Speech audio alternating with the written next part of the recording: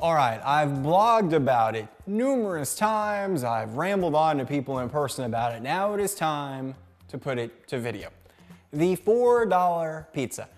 I don't know what that thing is that we call up on the phone sometimes for and say, can I have one of these delivered to my home? I'm not sure if that's pizza. It's some kind of disc that has some kind of white stuff on top of it, something that claims to be tomato sauce underneath, and then dough below that. It's not good. On top of that, we think it's cheap. It's really not. I'm about to make a $4 pizza. So first off though, some tools. We're gonna need two. Now these are an investment here. Once you get this out of the way, you can make $4 pizza. Not expensive, but an investment. The first being a pizza peel or pizza paddle. It's an interesting shape, but we need this to get in and out of the oven. What are we gonna put it on the oven with? A pizza stone. Now I prefer the square one, and people have asked me before, can you keep a pizza stone clean? Well, no, you can't keep a pizza stone clean, as mine clearly indicates. Now there are round pizza stones. I don't tend to like them because they don't give you enough room on the corners to work with your pizza peel to get it in and out, so I prefer the square one. The only other thing you need to know about these, they need to go into your oven and preheat for a while. How hot and how long? As hot as you got. If your oven will go to 550 degrees on a convection, go for it. Throw it in there. Let it preheat for a half hour if you have it, or 15 minutes on the short side, but no less than that, because the pizza is gonna lay directly on this stone and give us a perfect crust. So let's get ours preheating in the oven.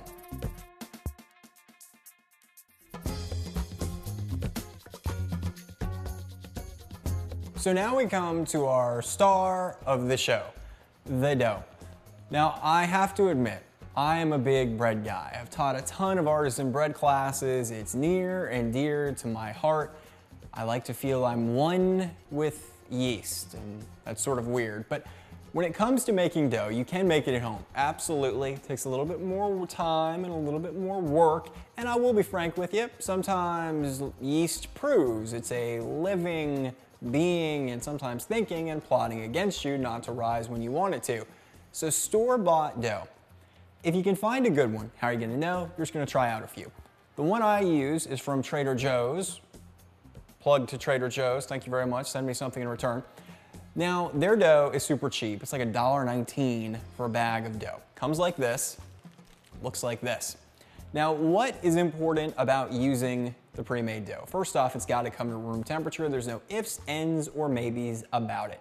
Many times when these come to the store, they come frozen and then are thawed. Now, yeast that I mentioned is a living, breathing organism, but it doesn't have all that much staying power.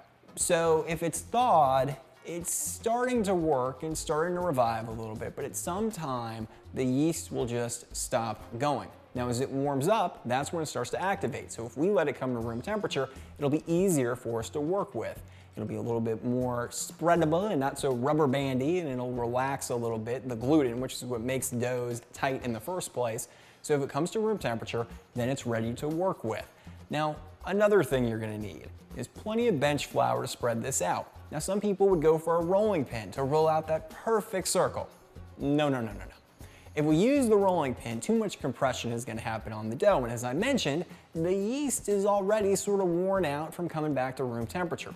So if you roll it out with a rolling pin, then we're gonna have to wait again for it to rise a second time, and it might not have quite the juice that we need it to. So we're just gonna, by hand, rustically form a circle.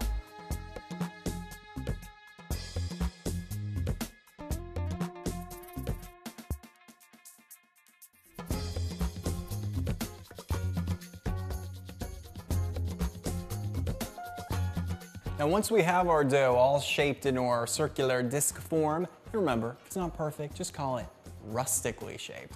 And we get a little bit of flour down our pizza peel, it's time for the transfer. Now, to transfer the dough, it's pretty easy. You just slide, and I like to just use my knuckles and just drape the dough right onto the pizza peel. And now it's time for a little bit of topping. So once we get our pizza dough onto our peel, it's time for the technical part of this, which is a technique that I like to refer to as the shimmy shake. If you pick up the pizza paddle and you give it a little shimmy shake and the dough moves back and forth like that, you're good to go to the next step, which is topping time. If it doesn't, you may need to take it back off, put a little bit more flour down underneath of it, and try again. Toppings. The 1 minute tomato sauce, which I have a video up for, and if you haven't checked that out, you should. What are you waiting for? The link is right below me here, somewhere. So go check out the 1 minute tomato sauce. It's a fantastic multitude of uses for it. Then we're gonna use some whole milk mozzarella cheese. You can really use whatever good cheese you like. The stuff that comes in the bag that's pretty shredded, so few of those are good, so try to use a really good cheese. Why? Well, we've only got 3 ingredients and you're looking at them. Tomato sauce, mozzarella, pizza dough.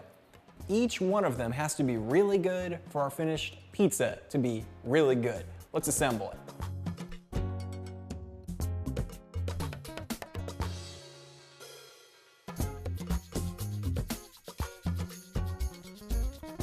So once we get our cheese and tomato sauce on top of our pizza, how long in the oven? Well, if you've preheated your pizza stone for a half hour, as hot as your oven will get, it should only take about 10 to 15 minutes.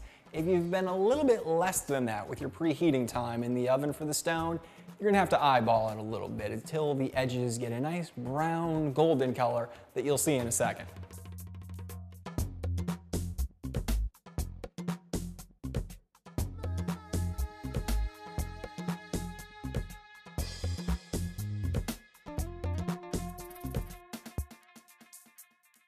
All right, now tell me that doesn't look better than the pizza. Okay, really, let's be honest. Let's recap, shall we, cost-wise?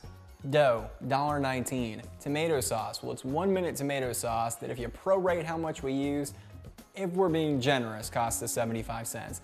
The cheese cost about $5 a pound. The one that I used, we used about 1/3 of a pound of it. So even if you round that up to $2, even with tax, we're still barely at $4, and I'm being extremely generous with the cost I put to both the cheese and the tomato sauce. So for $4, this is the pizza we walk away with, and the only thing we need to invest in beforehand, pizza stone, pizza peel, that's it, a little bit of know-how, we've got our $4 pizza.